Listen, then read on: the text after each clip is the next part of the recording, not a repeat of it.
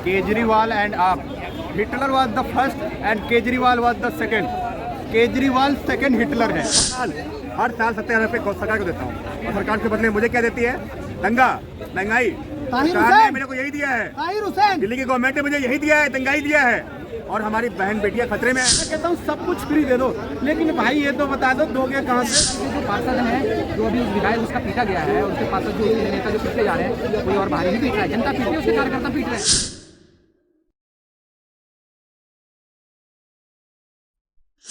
दिल्ली के तिहाड़ जेल में केजरीवाल का सिंगापुर मॉडल देखा, और इसमें रिवर्स होता है।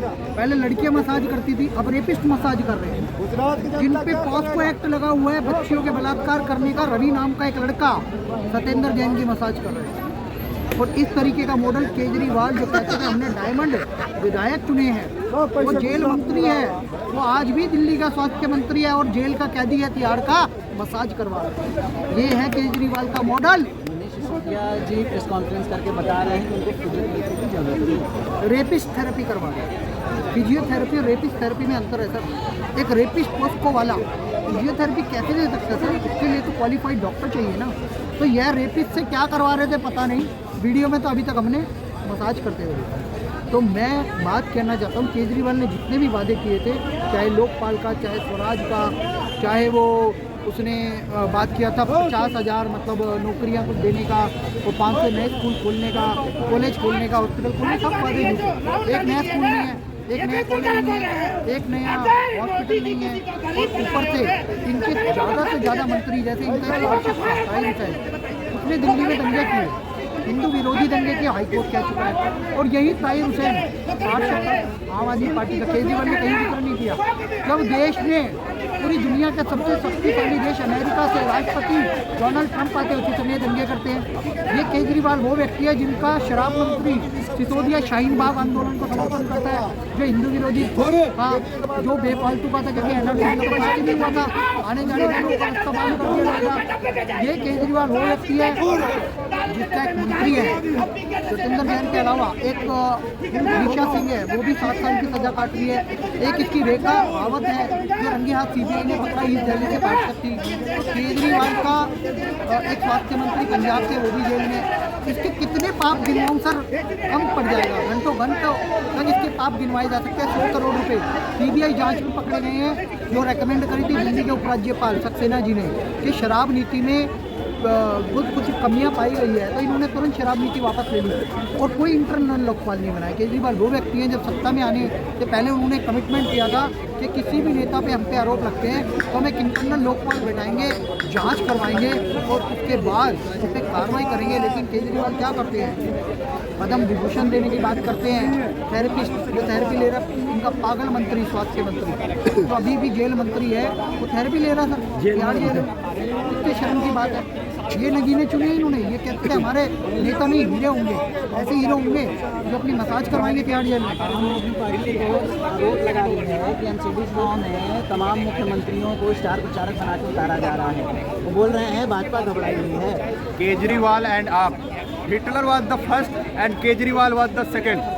केजरीवाल सेकंड हिटलर है, हिटलर का कॉपी है, जो कि हमने कई बार कैदियों कुछ लोग मिले हैं जो जेल काट के आते हैं, कभी खैर मिलते हैं। उन्होंने बताया जो मान लीजिए जो मर्डर करके जाते हैं उनको लोग एक बार जगह दे देते हैं, मगर जो रेपिस्ट जाता है उसको लोग कुटाई करते हैं, कैदी भी कुटाई करते हैं, आपने सुना होगा।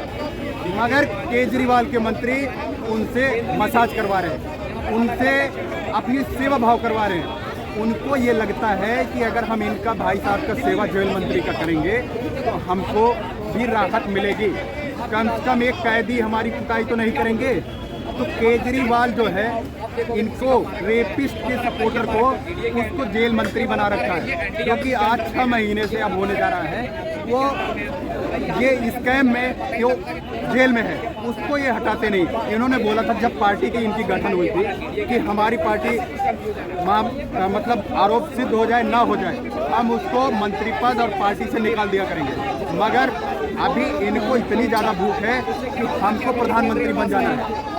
तो ये नहीं देख रहे कौन सही है कौन गलत है, उसको आग मूंद के एक जो है बेशर्मी की सीमा है इस मामले में जब से वीडियो आया है मसाज का, ये बेशर्मी की सीमा को लांघ गए हैं और इसका भी वो सपोर्ट करने लगे हैं।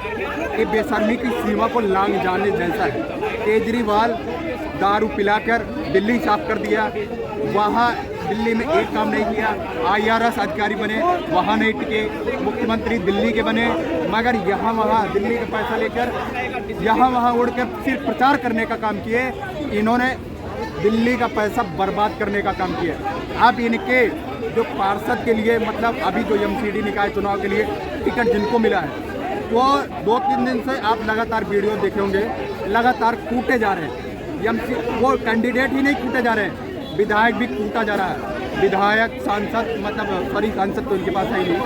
केजरीवाल और इनके जो भी सपोर्टर MCD के लिए जा रहे हैं, जो भी नेता जा रहे हैं, सिर्फ कूटे जा रहे हैं। मैं 3 नाम गिनाऊंगा। सबसे पहले कल का गुलाब सिंह की पिटाई, इससे पहले मुकेश गोयल का टिकट बेचने के मामले में स्टिंग ऑपरेशन, और उसके बीच में पठानिया का जो गाड़ी में घूम घूम कर फुटपाथ पर टिकट बेचने के बारे में 90 लाख वाली जो डील हुई, 1 करोड़ वाली डील हुई। ये 3 नाम याद रखना, पठानिया, मुकेश गोयल, गुलाब सिंह यादव। गुलाब सिंह यादव की कल रात को दौड़ा दौड़ा के पिटाई की गई है।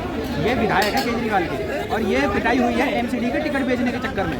अब आप ये सोचिए, खरीद फरोख्त जो करने के लिए आगे बैठा हुआ है यहाँ पे MCD में, वो दावे कर रहा है कि मैं MCD का चुनाव जीतूंगा, और दिल्ली की जनता आपको वोट अब देगी क्यों? आपने क्या क्या है? मुझे रेपिस्टों से तो घबराहट होती है।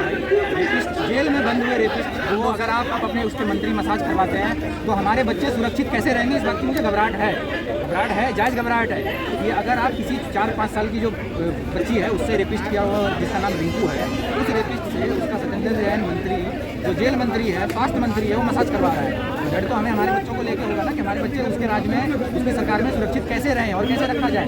और ऐसे लोगों को हम मतदान करें क्यों? ऐसे लोगों को वोट जनता करेगी क्यों? क्योंकि MCD में जो वो खड़ा हो रहा है, वो कह रहा है, मैं अभी इसमें जोड़ रहा हूँ रिकॉर्ड लाइन, वो कह रहा है कि दिल्ली में सरकार केजरीवाल की, तो MCD में भी केजरीवाल।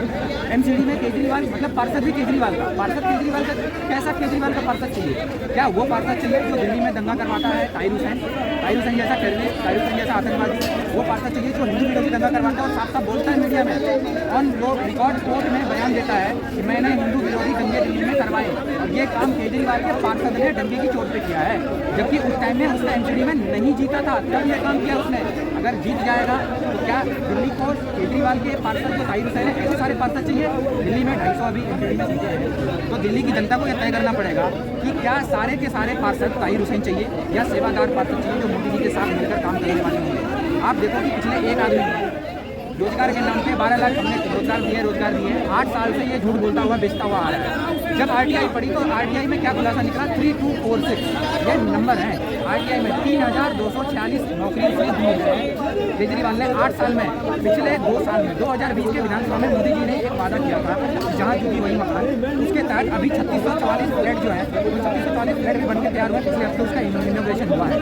तो हम ऐसे लोगों को क्यों नहीं वोट देंगे? ऐसी सरकार को क्यों नहीं वोट देंगे जो MCD को, ऐसे MCD में क्यों नहीं ऐसे व्यक्ति को लाएंगे? ऐसे सेवादारों को क्यों नहीं लाएंगे जिसका काम की सेवा ही विचार नहीं खोखले प्रचार के साथ जो आगे बढ़ रहा है, जिस मिशन के साथ आगे बढ़ रहा है, उस व्यक्ति को मौका क्यों ना दे? ये बात दिल्ली की जनता को सोचनी चाहिए, और उस आदमी को मौका बिल्कुल नहीं देना चाहिए जो झूठे वादे, प्रपंच, झूठ, भ्रष्ट, लूट, खसोट, ये काम में माहिर होने वाले लोग, जो जिसके नेता आपस में लड़ रहे हैं। और केजरीवाल के जो पार्षद हैं, जो अभी उस विधायक उसका पीटा गया है, उसके पार्षद जो नेता जो पीटे जा रहे हैं, कोई और बाहरी नहीं पीट रहा है, जनता पीट रही है, उसके कार्यकर्ता पीट रहे हैं, क्योंकि टिकट की बेटी हुई है खरीद फरोख्त।